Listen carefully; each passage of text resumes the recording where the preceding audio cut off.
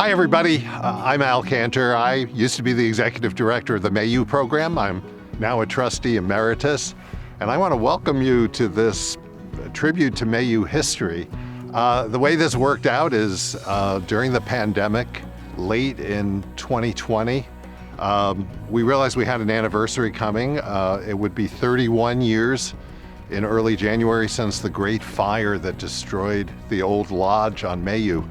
And we got folks together for that conversation of what happened that night and that year in 1990 when we rebuilt the lodge. And we had so much fun, and we told so many stories, and yeah, we cried a little bit. And we said, we ought to do more of this. And so we had a series of Zoom meetings through that winter of the pandemic involving people who were involved with the founding of Mayhew. And the voices, faces, stories you're gonna see and hear in the rest of this film, they come from these conversations we had on Zoom. I hope you enjoy them as much as I did.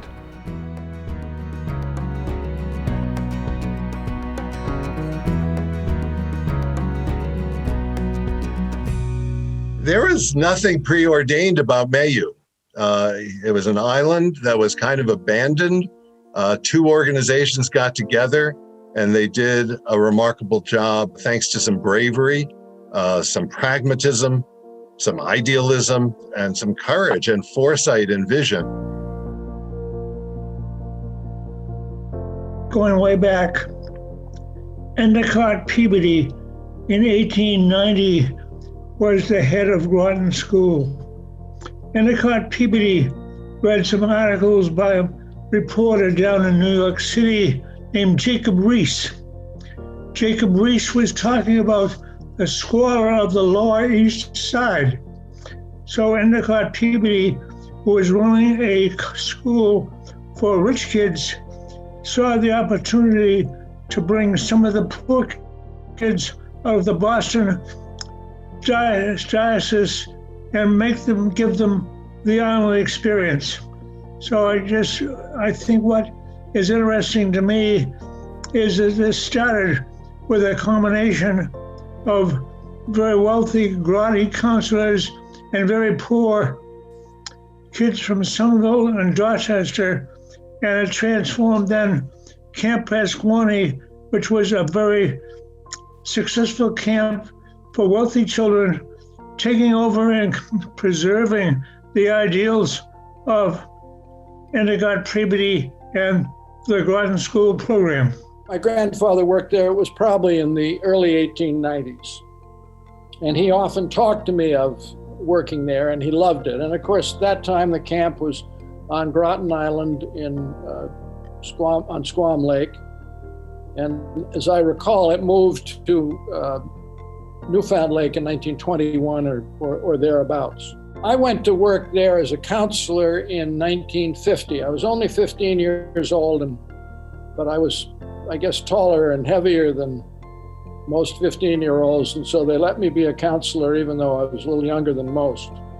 Just to give you some ideas, the island, of course, had no electricity and no running water. There were no power boats of any kind. I have a vivid memory of beloved Jack Richards every day rowing across the lake to take the mail and go into town and buy the groceries and so on. We had 3 successive 2-week terms in the summer, and we had 50 boys each term. The first term had 50 boys from the Boston area, the second 50 from New York, and the third 50 more from Boston. And while I was there, John Choate, when he was a Groton student, was a counselor, and that, I guess, was his first association. And his wonderful career with the camp afterwards is something to behold.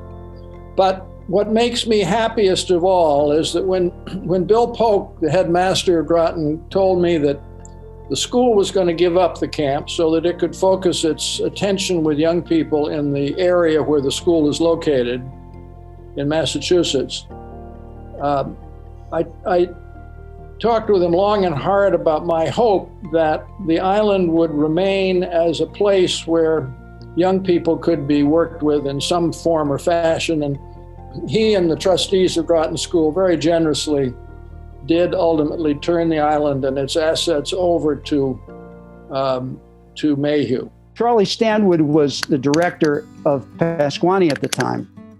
And Mr. Charlie went before our Board of Trustees and said that at this time, in American history especially, we as summer camps need to be more concerned about what he called the disadvantaged American, and the need to reach out to people who don't have a lot of opportunities and to provide more. And he said that summer camps have a unique opportunity that way. And all of us that know summer camps know that there are ways in which people get to know each other there and that people can learn. And I think you see this especially at Mayhew in a way they can't necessarily in schools. They don't have to worry about academics.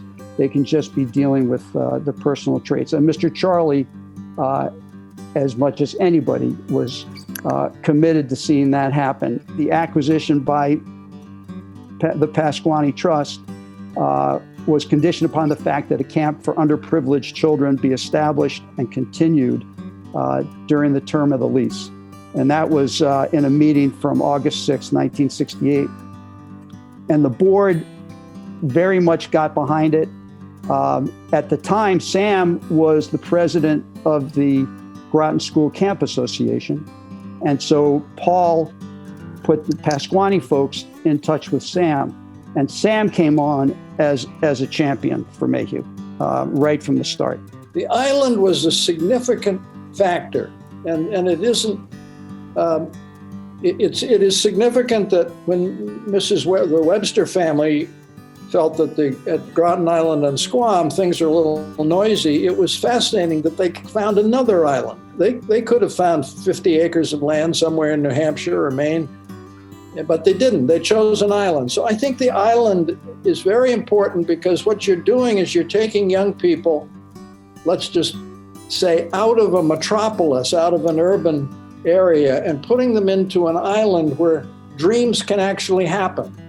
That is the first joining of people. And when the boards were discussing this, it was decided that 3 members of the first Mayhew board would be Pasquaney trustees, and 2 members would be the Groton School Camp.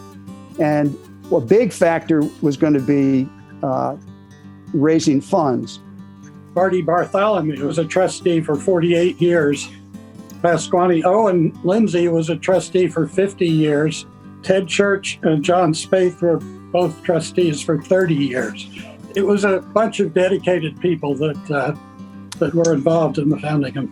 When the Mayhew Council the first year went down to get those 10 boys in Manchester, they were seen off by the mayor of Manchester. That this was really seen as an exciting thing and important enough that the mayor showed up. Bill was one of the original boys, even though he doesn't look old enough to possibly have been that way. I had a friend who was also one of the first boys, Marty Parquette. We figured, what the heck, we're not going to be alone. Let's do this. We'll get out of the city for a while and we'll make an adventure for the summer. Little do we know at the time that the adventure meant, as John said, no running water, no bathrooms, no real hot water. Sleeping conditions were kind of different. That first year sort of cemented my love for Mayhew, knowing that I could get out of the city in the summer and go to this really beautiful island. And it was just a great experience, learning, basically it's the tools of life you need to get along, to learn to respect for yourself and respect for others. It was a 6-week program, if I remember correctly. And you remember, those of you who aren't familiar with the island, no running water, no electricity, pretty primitive. And I mean really primitive. We had outhouses. One of the great things about that place was that one large building, the lodge. And that's where the kids all stayed. And also it was a place where we had enough room to do a lot of other have basketball activities and all sorts of games. Due to my association with a lot of the outward bound people, we put up the ropes course. But I think we had a couple of other challenging parts about it. And I think the kids really loved that. In fact, I think we used it every day. So much of what my experience was with Groton School Groton School Camp got passed on. The notion of doing some sports, the notion of doing a lot of activities, a notion of doing some work on the island. The other thing which we brought over was the whole rowing concept. And back in that time, I think we had, if I remember, 2 old Coast Guard lifeboats. And there were these huge whale boats that were like the lifeboats, looked like they came from the Titanic, right? They were huge, they were heavy. And you have these little 50, 60, 70-pound kids trying to man these boats with very patient counselors trying to tell you how to row and get in unison, get in sync. And it was quite an experience. And there were a bunch of structured programs, and as well, we didn't realize they were structured, but looking back now, and give John a lot of credit and the staff, that they actually had a really well-structured program, like a day-to-day thing that kept us very engaged. Work ethic was something that was instilled in us a lot. One thing we hear is that the work hour, the line for the work hour runs straight from the Groton School Camp in the 1890s right through Mayhew 1969, and the work ethic and the Mayhew work hour goes right till now. We did little things like cleaning the trails on the island and working on some of the buildings because they were old. You know, one of the jobs that I remember doing that I didn't like as much was in the back of the kitchen was the old sump area where you had this old sump pump that you had to manually pump the waste gray water up the hill. And on hot summer days, it was maybe a little rank and a little hard work and sweaty, but you got through it because you knew coming after that was going to be swim hour. So run down to the swim cove and jump in and get your swimming lessons. Those kids came, but they were seen basically as a camping expedition of Camp Pasquaney, because only on a camping expedition would you be allowed to have no running water, no electricity.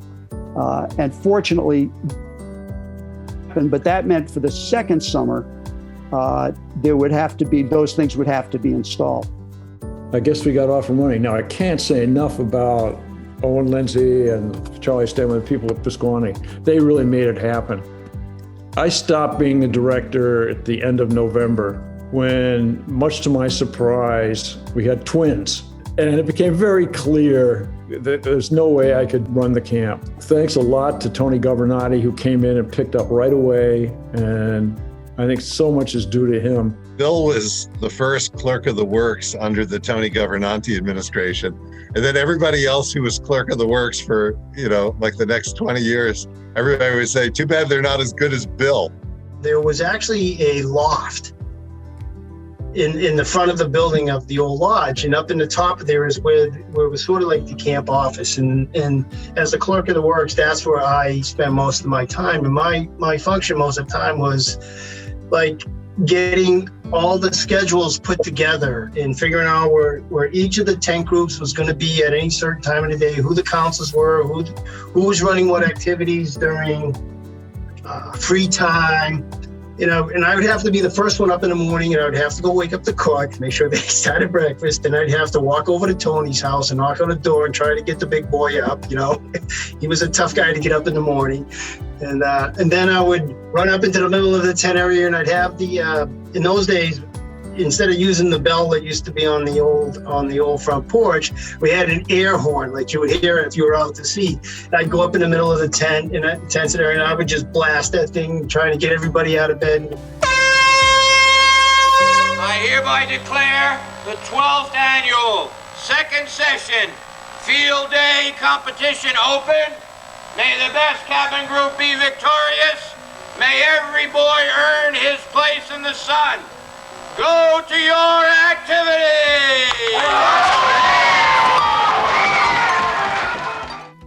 The description of the early years is incomplete without describing soap dips, because that's vastly different. You know, being on an island where you didn't have a lot of running water, any hot water, and running a lot of activities, you tend to get a little dirty.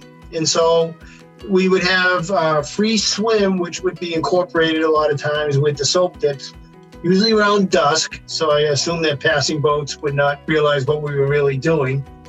And they were basically part of the program for I don't know how many years. You'd throw the bars of soap out and they would float and you'd swim out to the soap. Right. The transition was from not having a bathing suit to eventually having a bathing suit. Yeah, that's true too.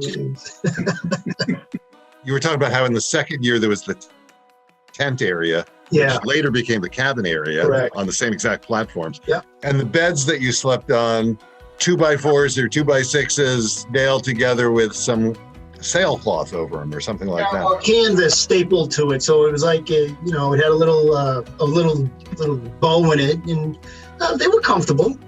If a kid sat down too hard on it, it would you'd just hear this enormous rip, and then it'd be like an old ship in the British Navy. The sailmaker would have to sew it all together again. Oh, that's what work hour was for, right? You repaired boats, you cleared trails, and you fixed bunks.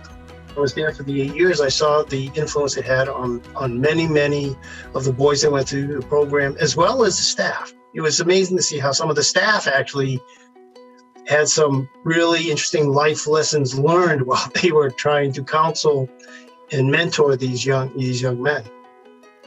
Tony Governati was very insistent that I take up a formal education after high school. And even when I was going to school, Tony would still stop in and visit me, make sure I was straight and narrow, hitting the bucks. Even though they couldn't afford it in those first years, the idea of following the boys through the year was already there.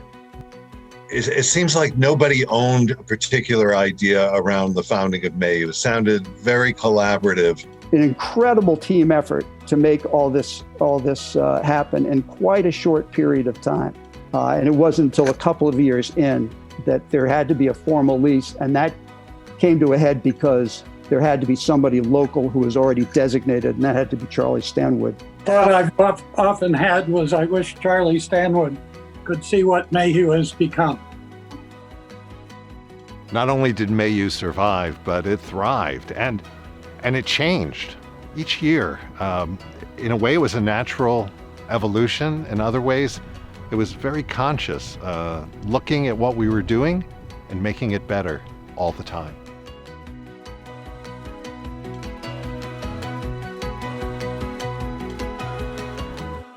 We line up every time we blow the horn. We'll blow the horn once. Means whatever you're doing, you drop, and you come out here and get in these lines in the positions where you are now. It's very important you get out here very quickly. We run all over the place so we get in shape, because we're going to be all athletes pretty soon. I see a lot of worried kids here, new guys. Don't worry, we're not going to kill you. We're not going to beat you up. We're going to feed you well. We're going to have a lot of fun with you. We're going to take care of you. It's a program that has evolved over time and continues to grow stronger and stronger.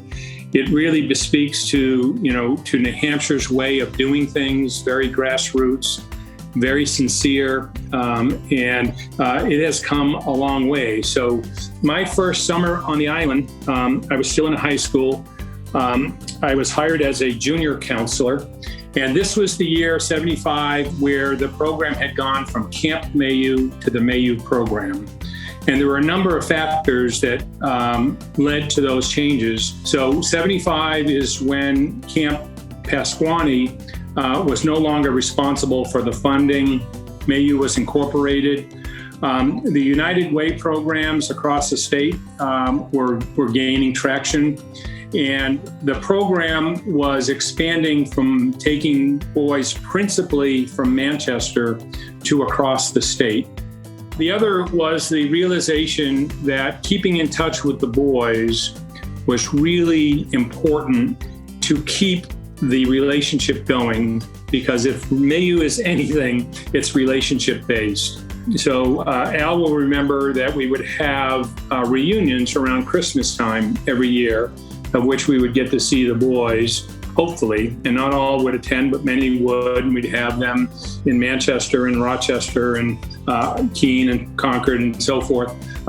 Those were a great reconnection, but they weren't really enough to keep the dynamic going with the board. So with funding in place in 1978, so now I was a veteran of, that was my fourth summer. Tony offered a year-round position to me to take the caseload of boys, and we were still, at that point, 6 cabins of 6 boys. So there were 72 boys spread across the state. For me, being a cabin counselor was my absolute favorite position there, because you were coach, you were mentor, you were friend, you were with the boys round the clock, you slept with the boys, in the tents. The cabins came around a few years later, around 78. That was a real huge shift in the program. So the identity, the cabin identities, and at the time it was the tent groups, really changed significantly the Hope programming, because now boys belonged to a tent group, and they did everything functioning as that group. And it really gave the boys the opportunity to learn how to interact with a group, to be responsible within a group, to have a sense of pride with that group. That really took root and laid the foundation for developing groups within groups. So everyone belonged to Mayhew, but you belonged to, the Bloodhounds or the Lynx, and every boy knows which cabin they belong to. Roger was one of my mentors, and I found out before this he is 29 days older than I am, so I guess that explains it. But he had the year of experience. He also helped me figure out this intimidating but pretty dynamic boss, Tony Governanti. I think one of the things that changed in the late 80s, Mark Shevitz was with me in my first year as executive director. Became the last year of Tony's time. And Mark had this great background in adventure programming, and he brought in what was then called Project Adventure, and now it's just called Adventure, but the high ropes, the low elements, the team challenges. And this all evolved really dramatically thanks to the adventure programming, thanks to Mark's leadership. And that just, I think that was one of the real changes that occurred over the years. And we started reaching kids in a different way, complementing, the athletic stuff and the stresses and the excitement of that with the more contemplative, working things out challenges. So in the 70s, we had a bad boys table where boys would sit with 2 heels of bread and a peanut butter and jelly sandwich in the middle of the floor. Well, let's not be Pollyannish about this, Roger. In the old days, we would also call out underachievement, so, today the, Bloodhounds were on the garbage row, and Joe and John did a great job, but we were pretty disappointed in Jack, and it's like, and again, going back to the old Groton school days, there was a marvelous friend of Mayhew's named Reverend Murray Kenny. He was a retired Episcopal priest. Father Kenny would come every year. He had lunch and he came up to me. He said, "I love this place. I love what you're doing. But why call out the kids who had a bad morning?"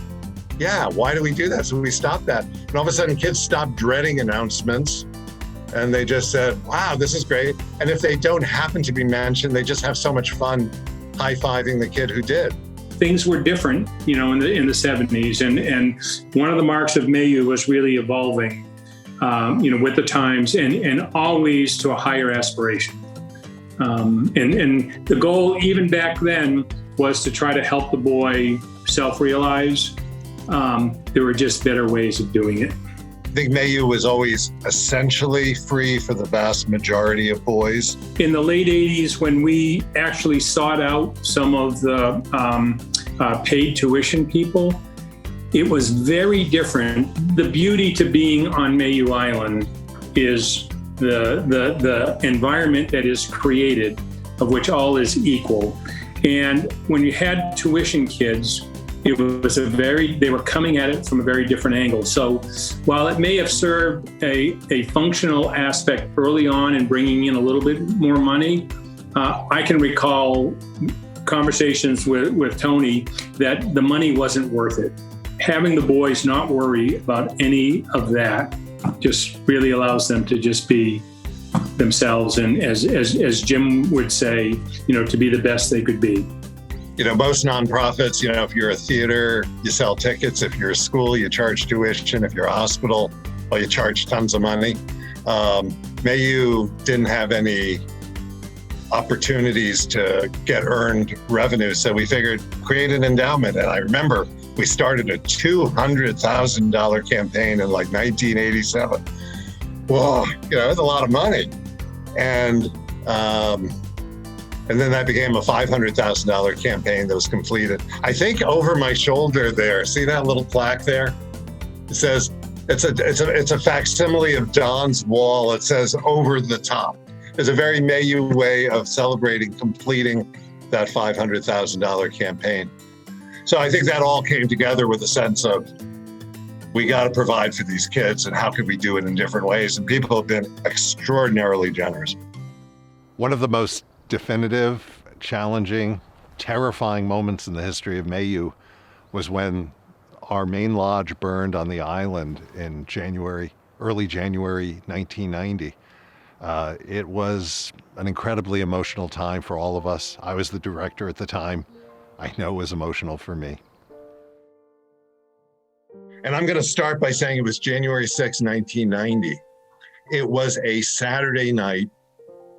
It was brutally cold after several brutally cold weeks. I got a call from Sue Gelly, and Sue lived on the shore behind Shackett's store. And the way I remember the call was, Al, this is Sue. I don't worry, but the island is on fire. Don't panic. The island's on fire. The island's on fire. And I disregarded you, Sue. I panicked. I'm sorry, I did. At the time, I just happened to be on the phone with Brian Gilmore. So he somewhat experienced this also when the operator came in and said, you have an emergency call. Will you take it? And she relayed to me about what she said to you. The island's on fire. And I got off the phone or talked to Brian, said the island's on fire, and left the same way. I got the call from Al's wife saying he'd just gone down there and the island was on fire.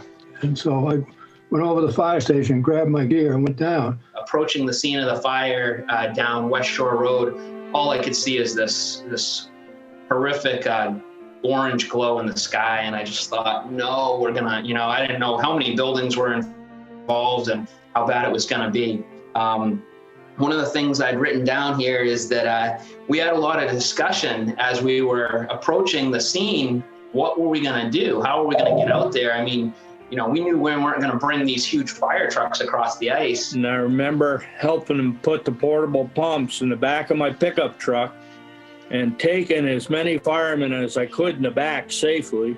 We drove out. Of course, I've been on the ice quite a bit, ice fishing with my vehicle, and I drove out to the North Beach, and that's where we unloaded 2 or 3 pumps, whatever the pickup would take.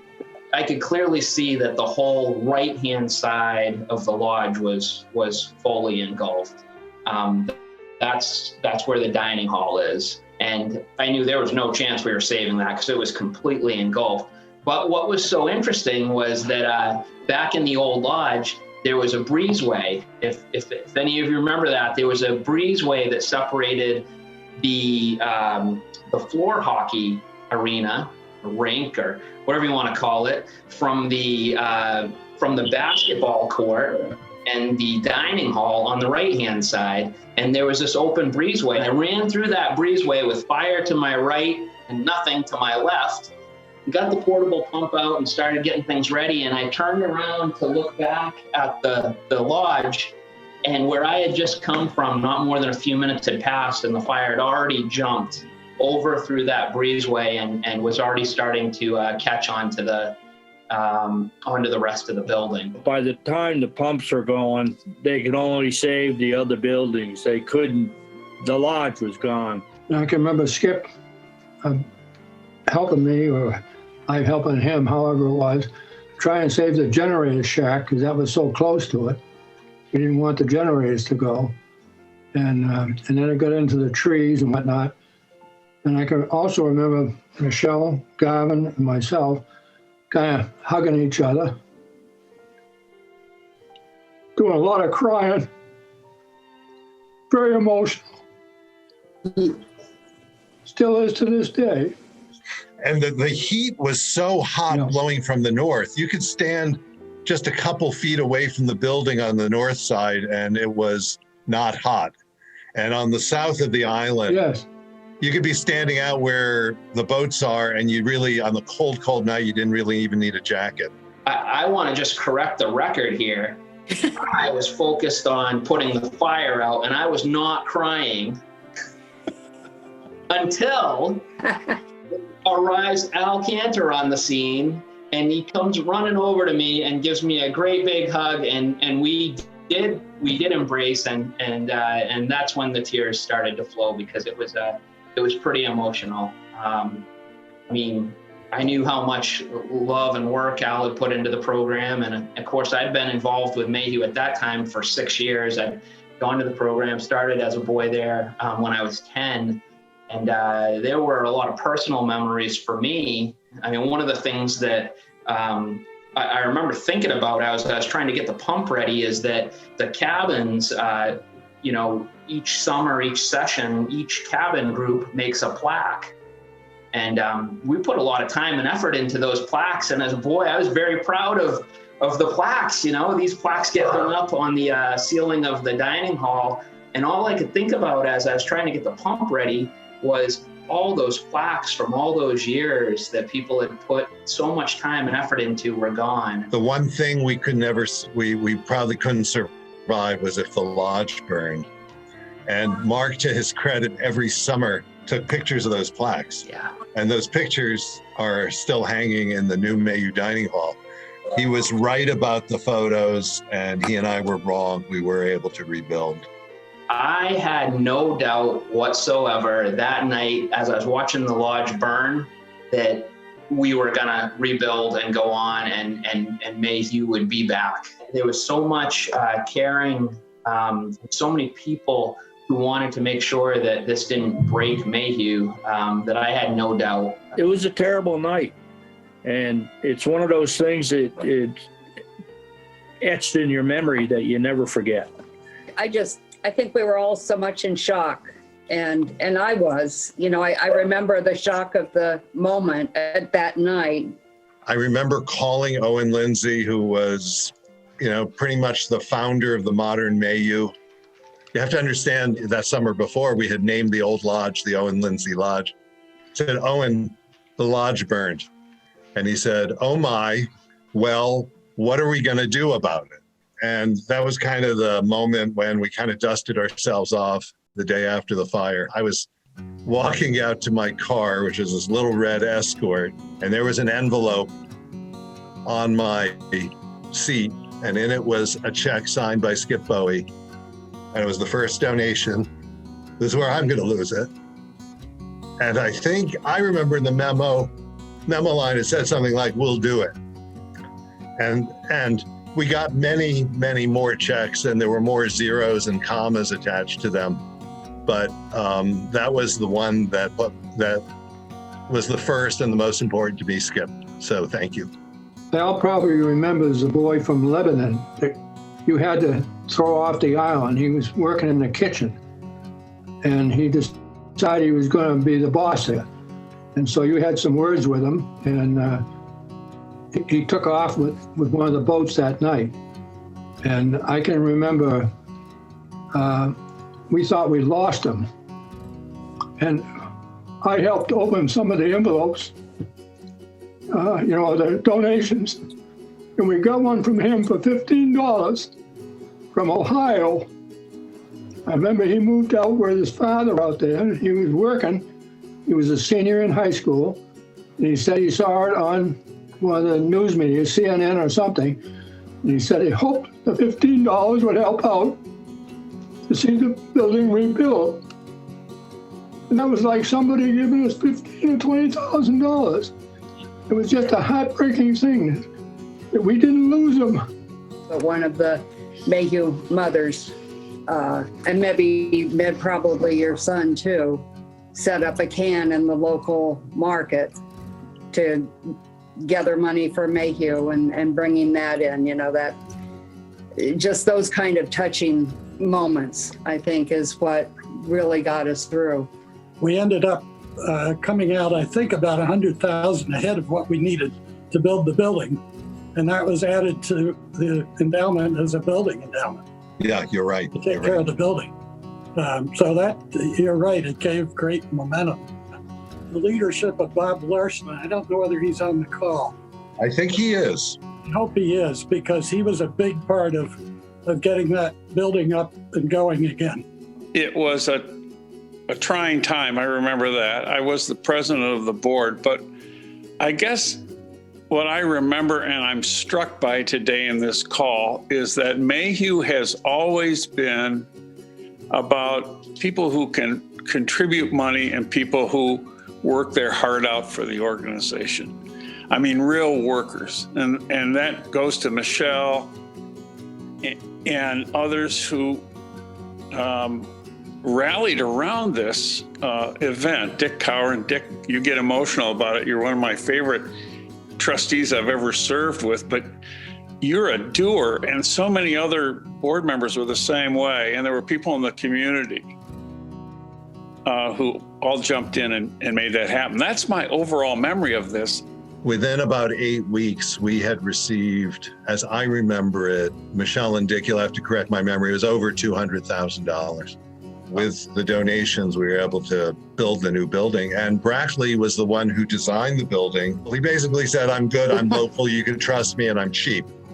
And he was all of those things. He was also excellent in capturing the essence of the old lodge and the flavor of the old lodge while actually creating a building that was vastly more usable than the old lodge. So Brackley's designing like crazy, and Dick and I are approving things like a couple of madmen, right? And the trusses were hauled out and the plywood was hauled out and it was all driven over the ice. And then they started, and meanwhile they started digging for the 144 cement pillars that the building would rest on. And they were out there in this freezing cold weather, 2 backhoes going, or front loaders, one of them on the shore getting filled with cement in the front and the other on the island, and they're going back and forth over the ice. It was pretty heroic what they were doing. And meanwhile, it's getting warmer and warmer, and we're into March, and the ice is pulling away, and these guys are driving this heavy equipment over the ice. A couple of days before they were done, one of the vehicles fell through the ice. So we had one pontoon boat. It was the old Mayhew Island Belle, which had been given to us by Owen Lindsay. It was not exactly a barge. It was a pretty fragile fiberglass hulled boat. But that was how we got all of the wood over, other than like the plywood and the roof trusses that came over in the winter. Strangely and wonderfully, we recruited an incredible group of summer staff members that year. And the kids were hauling and splitting. Some of those work hours involved stacking that brush into a big pile. And then we still went out there and burnt those piles later. I remember being very tired by the end of that summer, Dave. How about you? You mean as opposed to the ones you weren't tired after? One of my dominant memories of the new lodge is going out with Owen Lindsay probably 2 or 3 days before he died. And he was working for Mayhew right up to the end. At this point, he was 90 years old, and brought me out for a tour. I was off from Pasquaney that summer. And now, Al, you took me around on a tour of the island. And when we left Owen to relax on the porch of the lodge, and when we came back, he told us that a Mayhew boy had come up and introduced himself. It's a good form. And Owen gave his name. And the boy looked at him and then went over and looked at the sign. And he looked back at Owen and he said, and he pointed at Owen, and Owen nodded. and he loved that moment. And it was great for him to be at a place he cared so much about. He died at the registration table for our centennial a couple of days later. But he was going strong right to the end. Went out for my first interview. Al took me out to the island, and it was just the deck of the lodge, as Dave mentioned. And Al said, "Well, Jim, when you come back in 3 months, there's going to be a building here." And I said, "Yeah, sure," because I didn't know any different. Yeah, that's here we were experiencing Mayhew for the first time, and it's just, you build a new lodge, you get these tremendous people together, and tremendous things happen, and that's just Mayhew, and that's all we knew. So the die was cast, and boy, it's been forged and been strengthening ever since. And I am so thankful to you, Al, and Dave, and Michelle, and Skip, and Bob, and all the as Bob mentioned, all the doers. Mayhew is, in the end, it's a can-do experience. It's what we tell the boys. They're so used to hearing we can't, and Mayhew is about you can. And that's what all the heroes that night, January 6, 1990, said, we can do this. And boy, you've been saying it ever since, and it's a humbling, inspiring thing, and makes all the rest of us want to just keep on working all the harder and keep that going. So thank you. The summer of 1995 is right around the corner. Jim, maybe we can tell the boys what they stand to gain. Okay, a quick list. A greater sense of responsibility. More respect for your teachers and your peers. Improved athletic ability and stamina. And as much challenge as you can handle. And enough self-esteem to last a lifetime.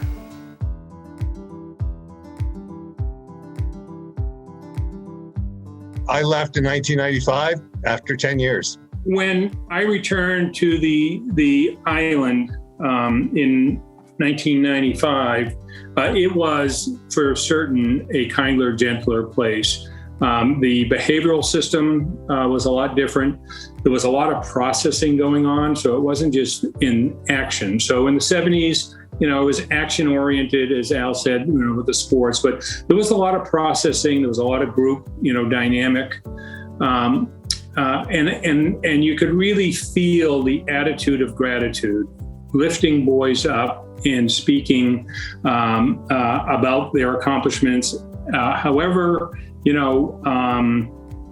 minute at the surface, but significant, to that individual.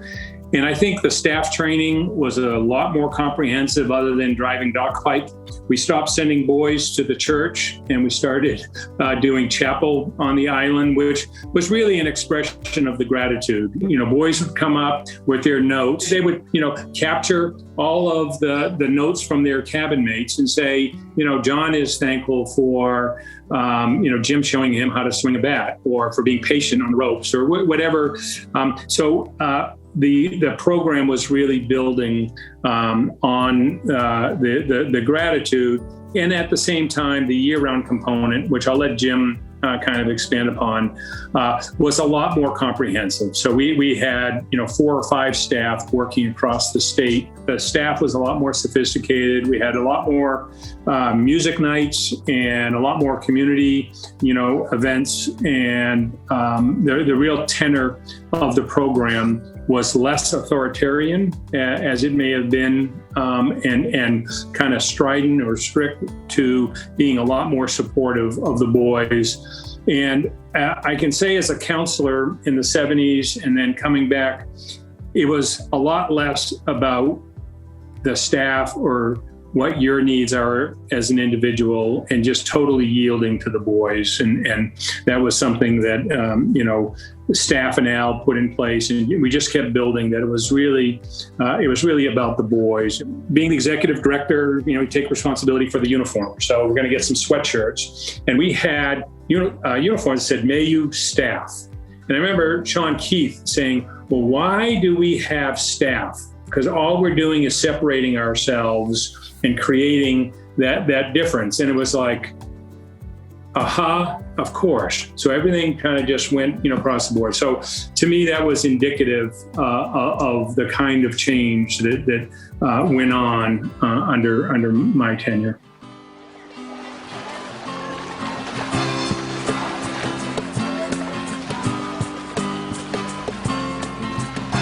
Sitting on the front porch with the Silver Lake in view, the place where happiness is found, and meeting lots of people with an open hand, respect and friendship all around. We're sitting on the porch, everything is simple. The time we spend in Mayhew is the time that we all feel. Even though it's hot outside, cool is a state of mind. Cool is a state of mind. Cool is a state of mind. Cool is a state of mind. Dave and Shai, and there are a lot of people on this call today who were counselors in my years as directors, and they all contributed. But it kind of, I want to say, a kinder, gentler Mayhew, but a more thoughtful, multifaceted program that reached more boys more thoroughly, I think. We not only talk about those 4 ideals all the time, but more importantly, and this is one of those life, Mayhew long truths, we live them. When Mayhew's really working well, all of us are kind of trying to role model those things. All of those ideals are incredibly important.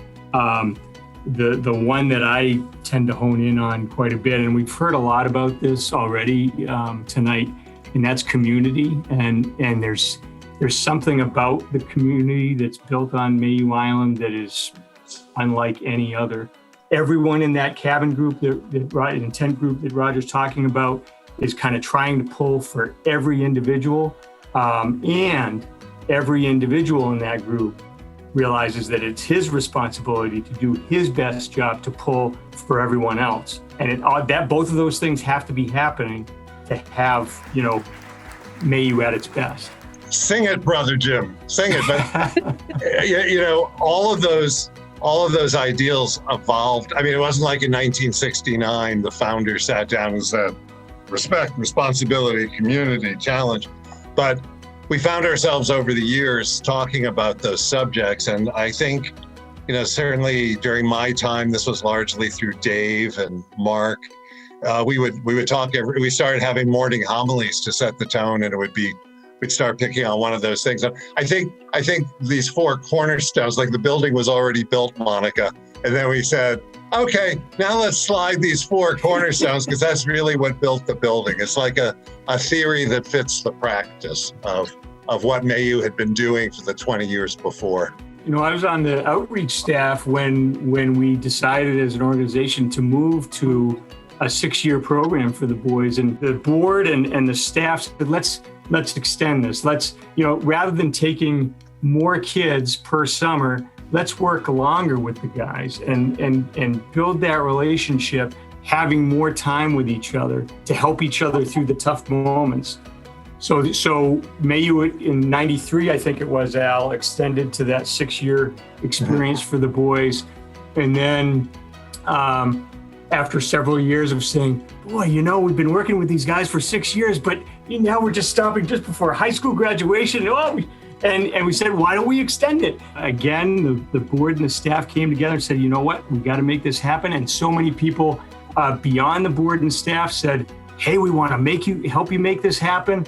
And so in 2015, we extended the program to 8 years, taking the guys through high school graduation, more time to help them focus on, well, what's your next step and how can Mayhew be helpful in you getting there for yourself? It's funny, we talked about a lot about the stuff that changed and got better over the years. I'll call out that I was really pleased with the development of Community Night because we made that explicitly a part of the island experience. And it had been an accidental thing just during when it was rained too much, somebody would get out with a guitar and it became this, twice a week focus. And that was really great. When the lodge was rebuilt, we built the Mayhew room specifically thinking about what the backdrop would be with the lighting and everything for Community Night. So I was pleased to have pushed that a little bit. I'm a bit of a ham, even though I can't carry a tune. So that was something I'm proud of. I think the first woman we had actually came on part-time to do drama.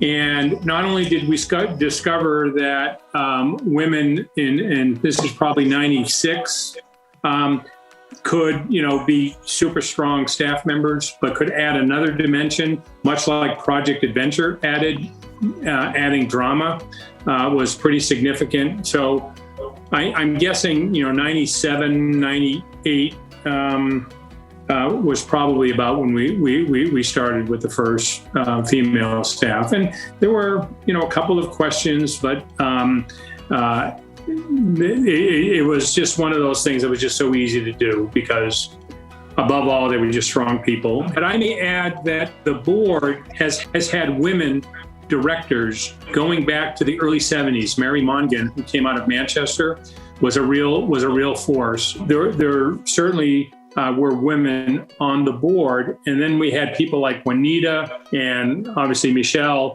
And there was certainly a lot of influence for a boys program. There was a lot of room there.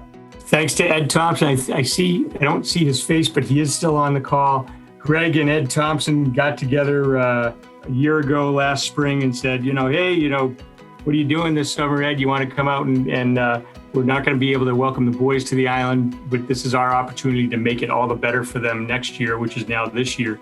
Ed was in a position to come out, and Ed led, almost a total renovation of the whole physical plant. The Dave C. Gym has never looked better. The entire lodge was stained. And so, Ed was a key leader behind that effort, but Greg and Grayson and all of the staff were out there spending, hours each week, kind of putting their blood, sweat, and tears into, making Mayhew, the physical plant Mayhew, better and better. So Ashley, we've got a brand new building out there. It's going to be Mayhew's new infirmary. And this was before COVID. Thank goodness we had the foresight to be thinking about those sorts of facilities, but a brand new infirmary and some improved staff housing. And, again, the lodge is in great shape and ready to be feeding the boys great food. And, Ed and Greg and the staff and Jim Ball and Keith Bousquet, they just didn't stop last summer in terms of improvements. South Cabin, it's a solar South Cabin now. We're really excited. Staff are going to have great facilities. Boys are going to have great facilities, and it feels so great to be back on Mayhew Island with the boys again. I just wanted to salute everyone who made a dream that I had possible. It was just so far beyond what I dreamt of, but it was close. And it was a real salute to all those people that made this a wonderful, wonderful operation it is now. This is my second year, and I've changed a lot since my first year. I used to not listen a lot and just not want to do anything, and then After I was done here, something changed. I've learned how keep my cool even though when people are being rude. I know how to react to things better. But I'm respectful to my parents. I'm still learning to be responsible, still working on my maturity. Hey, Mayhew's one of those places where a kid can be a kid.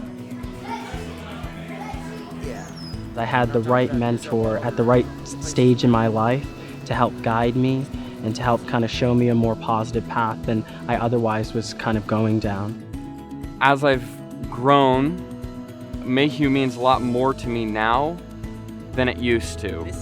What it means to me now is a place for me to grow and to develop my skills as a leader, as a member of the community. They stick with you all the way through until you're about 20, 21, when you're your own man. I can practice new things that I've learned out in the world without really worrying about making a fool of myself. I came here as a kid and everybody had their own things that were going on in their life. But as we're here, we all just try our best, smile, appreciate each other, and just be the best we can to each other. Right here on this rack. I've learned that you can't just work by yourself in life. You have to work with other people to be successful.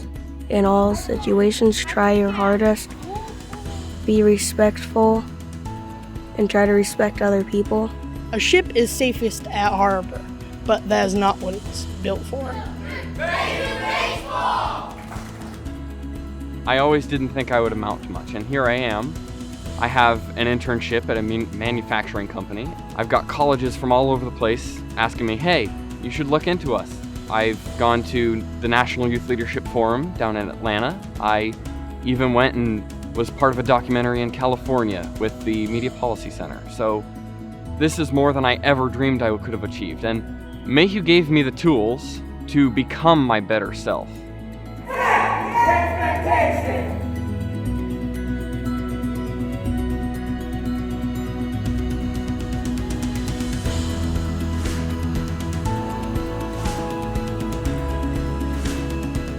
Over 50 years, Mayhew has served over 2,300 boys throughout the state. We got to celebrate our successes, but Mayhew doesn't rest in where it's at right now. It knows that we've got to get ever better for the boys. The challenges that they're facing aren't getting any easier. I mean, that's always been part of the Mayhew culture. The boys deserve nothing less.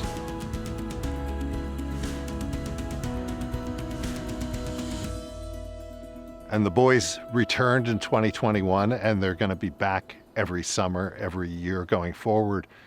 And Mayhew will continue to thrive and improve. And we're going to continue to build bonds.